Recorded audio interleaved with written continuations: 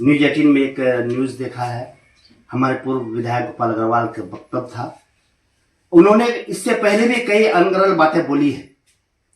जैसे उन्होंने बोला था कुछ दिन पहले कि एक गांव बस गया है बांग्लादेशियों का, घुसपैठियों का, उसकी जांच नहीं हुई। वो उसके बारे कहीं लिखे नहीं, सिर्फ वक्तव्य दे दिए।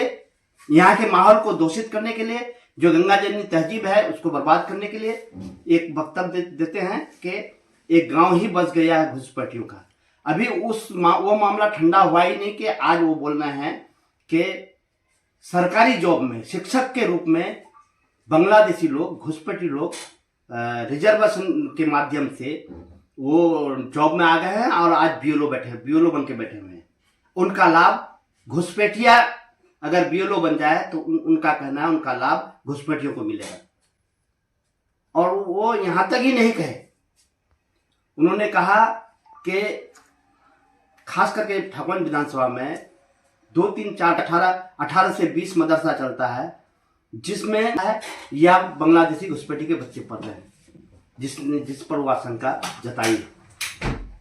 मैं उन्हें बता दूं, पूर्व विधायक गोपाल कुमार अग्रवाल जी, हमारे सांसद में, हमारे गृह मंत्री ने यह बोला है कि बिहार में कोई घुसपैठिया नहीं है।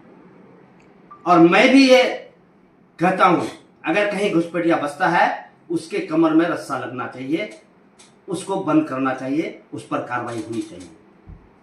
लेकिन आप कुछ दिन पहले जमीन जिहाद लाया, उस पर जांच हुई, कुछ नहीं निकला। एक गांव पर बोले कि एक गांव बस गया है, कुछ नहीं निकला। आप लोग ग्राउंड रिपोर्ट किए, कुछ नहीं था, वहां गांव के लोग जाके बसे हैं। फिर आप इल्जाम लगा रहे हैं कि आरक्षण के माध्यम से शिक्षक की नौकरी में लोग आ गए हैं, आज बीएलओ बन बैठे हैं।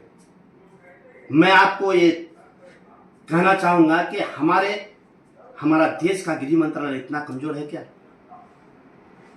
आप उस पर क्यों नहीं सवाल उठाए? कहां से लोग आके शिक्षक की नौकरी कर ली? बेहद अफसोस की बात है कि आप सिर्फ और सिर्फ हमारे इस जो गंगा जमनी तहजीब जो सीमांचल में पैदा है, यहाँ की मिट्टी जो खुशबू देती है, इसको आप दूषित करने के लिए आतुर है। आपकी क्या मंशा है? आप किसके हैं? वोट के खातिर इतना नीचे उतर जाइएगा? मैं नहीं जानता हूं, ठाकुर के लोग नहीं जानते हैं। आप बात करते हैं क्या बोलते हैं राजवंशी लोगों की। क्या आपने राजवंशियों का बहुत मदद किया, आरक्षण दिला दिया? यहां के ठाकुर के लोग नहीं भूले हैं कि कितने राजवंशियों को आप जनप्रतिनिधि बनने से रोके हैं। किन राजवंशी मुखिया, जो आइकॉन है राजवंशी का, ऐसे आदमी को आपने जनप्रतिनिधि बनने से रोका है। आप बोलते हैं हम हितैषी हैं, वोट के खातिर ऐसा मत कीजिए। वो दिन दूर नहीं जब आपका हालत ठीक नहीं रहेगा। मैं ये कहता हूं, अगर आप यहां पर कोई घुसपैठिया बसता है तो घुसपैठिए के गांव में आप वोट मांगने क्यों जाते हैं? यहां की जनता, आप जाइएगा घुसपैठियों के यहां वोट मांगने और माइक पर आके बोलिएगा घुसपैठिया बैठता है। आप उसके यहां जाना बंद कीजिए। अगर वहां घुसपैठिया है तो उसके यहां वोट मांगने की क्या अधिकार? आप घुसपैठियों का वोट का क्या जरूरत है आपको? आपने हमारे समाज को दूषित करने का काम किया है, ये अच्छा काम नहीं है। गोपाल कुमार अग्रवाल जी, ये वो मिट्टी है जहां पर हिंदू मुस्लिम सब एक साथ लोग रहते हैं, इसको दूषित मत कीजिए। मैं कहता हूं कि हम इसके विरोध में हैं। अगर कोई घुसपैठिया यहां रहता है, लोग तालीम दे रहा है, एक समाज के लोग अच्छा काम कर रहा है, आप उस पर उंगली उठा रहे हैं। क्या यहाँ का जो गरीब लोग हैं, जो सीमांचल में बसते हैं, उनको शिक्षा देने की जरूरत नहीं है?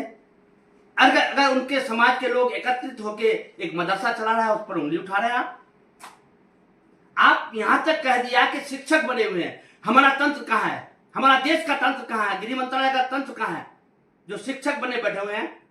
ये तो बहुत छोटी चीज है। अगर वो शिक्षक कोई क्या बोलते हैं बांग्लादेश से आके हमारे यहाँ नौकरी कर रहे हैं तो उनको उजागर करना कहां का कौन सा देर हो रहा है? क्यों तंत्र सोई हुई है? सिर्फ आप अनगढ़ बात बोलते हैं। ना आप हिंदू के हैं, ना आप मुसलमान के हैं, ना आप शेरशाहवादी के हैं। मैं जानता हूं आप किस जाति के लोग को टारगेट कर रहे हैं। आरक्षण में सिर्फ यहां पर शेरशाहवादी लोगों को आरक्षण मिला है, मुसलमान परिवार में, मुसलमान समाज में। और सिर्फ उस आरक्षण के आर पर उस लोगों पर आप टारगेट करते हैं। आपकी क्या मंशा है? क्या आप उन शेरशाहवादियों को आप बांग्लादेशी साबित करना चाहते हैं? जो लोग बंगाल से चलकर यहाँ आके रहे हैं, उनके बाप दादा यहाँ है, मेरी पैदाइश से पहले से मैं उनके परिवार को जानता हूं। आप अनगढ़ बातें बंद कीजिए।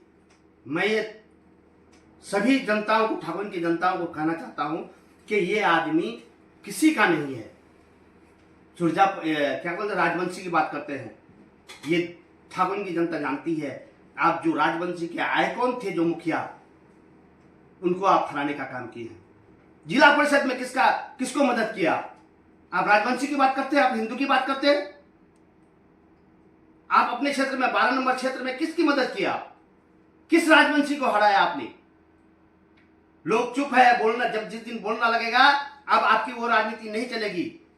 अब दूसरे लोग आगे हैं कमान संभालने। आप काम के बदले वोट मांगिए, शिष्टाचार के नाम पर वोट मांगिए।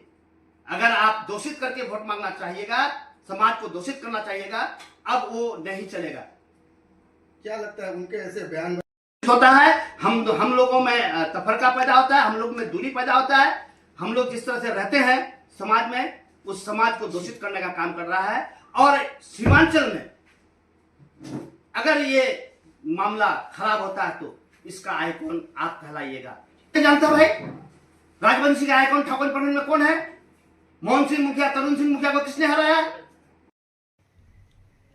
नहीं, आपने दो बात कही कि सुरजापुरी, जिस व्यक्ति के परिवार ने, जिस व्यक्ति के 2 जनरेशन ने सुरजापुरियों के हक की लड़ाई लड़ी, उसको आप कह रहे हैं कि टारगेट कर रहे हैं, तो उनको इतिहास और भूगोल जानना पड़ेगा, समझे कि नहीं? सवाल उठता है, ये सुरजापुर की धरती है और जिस समाज का पहचान से ही इस धरती को जाना जाता है, उस समाज के बारे में चुनाव लड़ना, लड़िए ना भाई, आपको कौन रोकता है? चुनाव लड़िए, लेकिन कहीं तो थोड़ा सा मतलब चुनाव लड़ने के लोग में राष्ट्र के साथ समझौता नहीं किया जा सकता। ये जमीन बचेगी, ये मट्टी बचेगी, हम आप सब बचेंगे। ये सुरजापुर की मट्टी है और सुरजापुरी तो यहाँ का मूल पहचान है।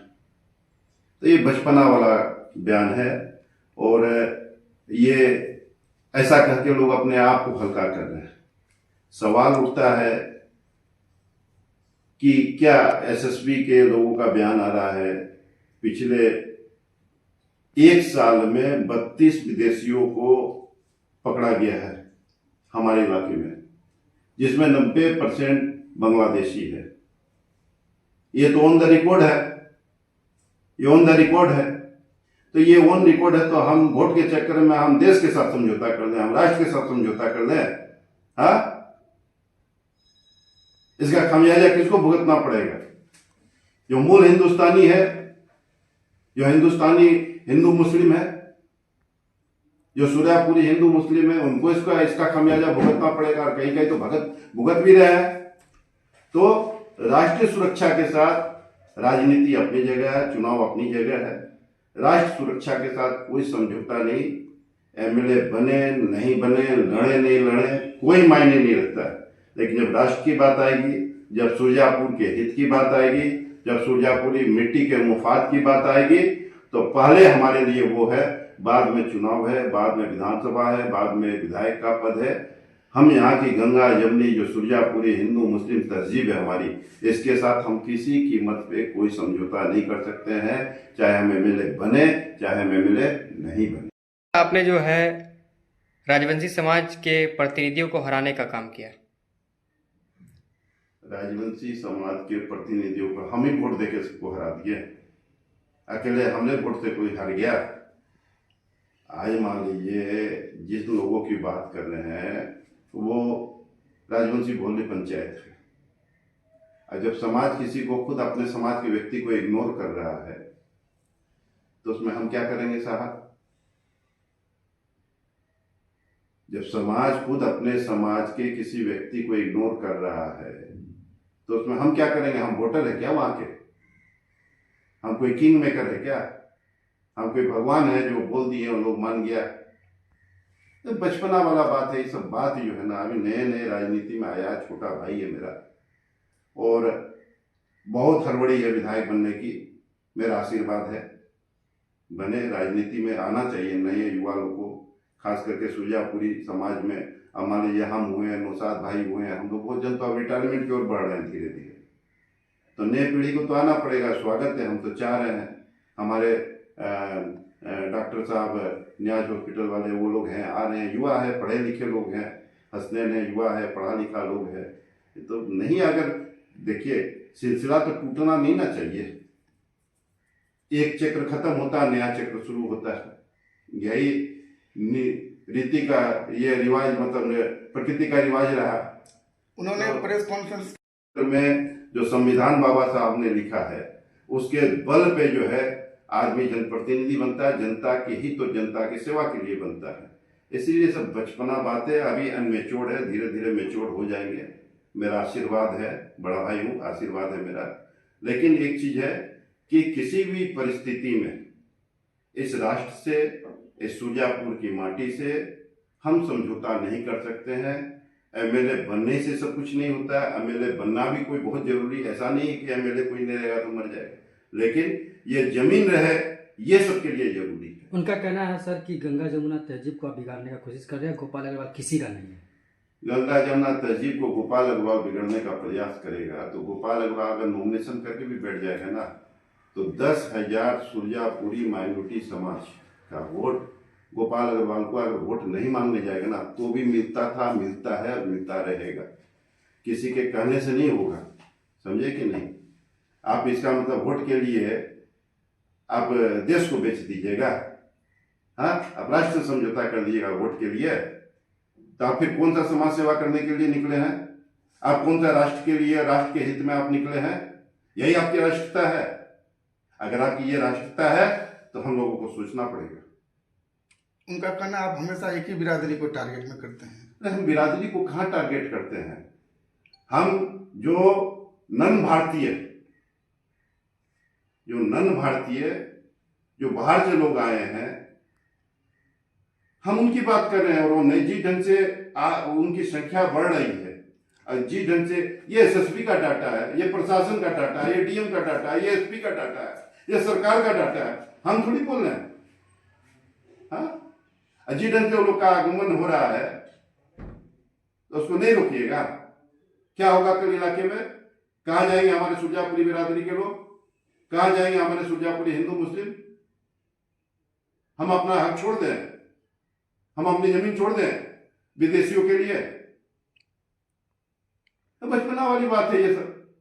इतना बेचैनी अच्छा नहीं है। इतना बेचैनी आदमी को, ये बेचैनी राजनीति में, इतनी बेचैनी राजनीति में पेशेंस बहुत दरकार है। और राजनीति में इतनी बेचैनी अच्छी नहीं है। ये इसका दुष्प्रभाव पड़ेगा। और ऐसा नहीं है कि जिस समाज की आप बात कर रहे हैं, हमारे सुरजापुरी समाज की, सुरजापुरी मुस्लिम समाज की, वो भी कहीं ना कहीं जो लोग बाहर से आ रहे हैं